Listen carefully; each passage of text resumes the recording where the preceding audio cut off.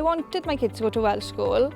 I was a little bit nervous just because I don't speak Welsh and none of my family speak Welsh. But I loved the idea of them speaking Welsh.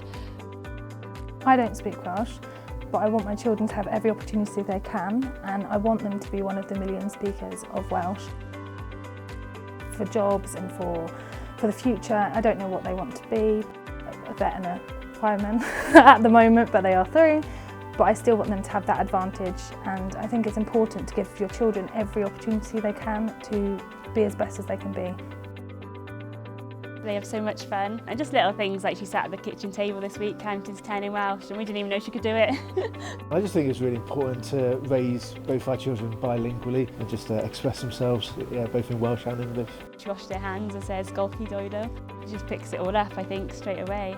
I am really shocked how quick they are picking up Welsh, and how I suppose it's because they're in a relaxed environment and that they've made friends with staff and the pupils.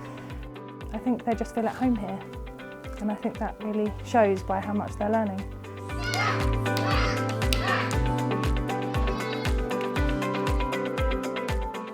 She comes home speaking in Welsh, singing in Welsh, and now I've started doing an evening class on a Wednesday evening.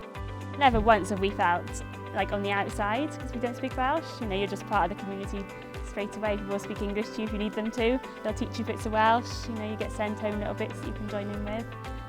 If you didn't know whether to send them to a Welsh school, I would definitely send them to a Maestrin, just so that they could have an idea of what it's like. You can have an idea of what it's like, and then you just hear how much they pick up so quickly.